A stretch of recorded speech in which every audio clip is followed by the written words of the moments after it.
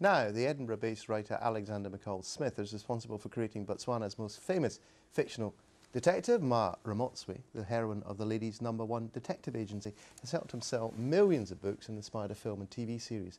But now he hopes she'll help sustain a new musical venture, the ladies' #1 opera house.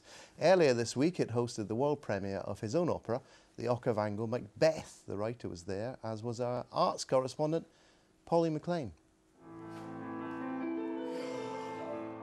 It looks like a film set, a tiny opera house on the outskirts of Botswana's capital, Gaborone. The little white van and a cup of bush tea offering the only hints of the best-selling author who created it.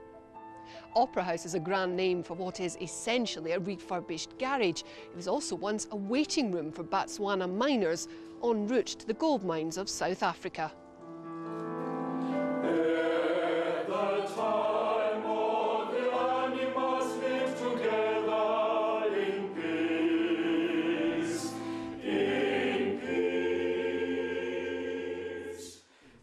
Inside this tiny space rings to a very different sound. These singers, mostly amateurs, have been rehearsing for weeks, and this new opera, the Okavango Macbeth, is one of the most unusual they've ever staged, resetting Shakespeare's famous power struggle among a troupe of baboons.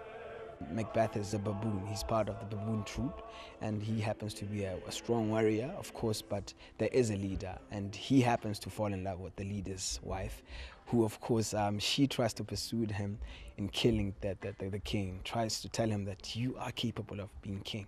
And, of course, he ends up killing, you know. I call it strength of a woman, you know.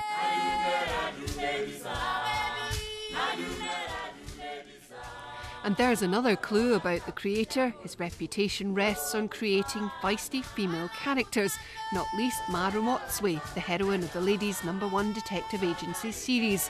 There have been 10 books since 1999, selling millions of copies around the world and sparking a film and TV series. But Alexander McCall Smith admits even his friends, like composer Tom Cunningham, thought an opera and an opera house a step too far. He had this crazy idea of writing an opera about baboons and superimposing on the baboons a Scottish story about Macbeth. And if you tell that to people, they think, completely crazy. And it is, but it works extremely well. Crazy or not, it gave the writer a chance to use a real-life encounter with two primatologists in the Okavango Delta.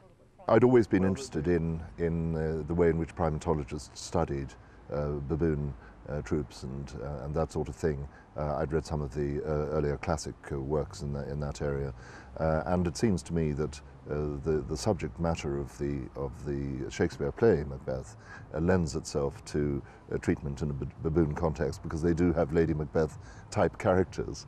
They've got very interesting notions of status, and one of the interesting things is that a baboon child will actually inherit the status of the mother, which is an extremely interesting idea. And it's tourism Mr McCall Smith hopes will sustain the #1 Ladies Opera House, with the fans who come here to drink bush tea in the day supporting the work of the Opera House in the evening. And there's no hang-up about the fact it's opera, a musical genre with no history in this part of Africa.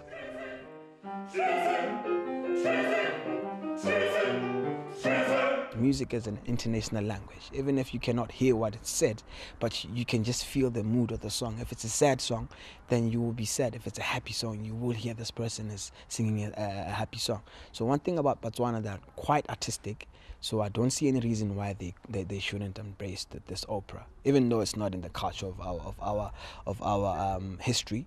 Like I said, they are very artistic people. And despite the premiere being almost drowned out by an unseasonal downpour, Alexander McCall Smith has high hopes for the future of the #1 Ladies Opera House.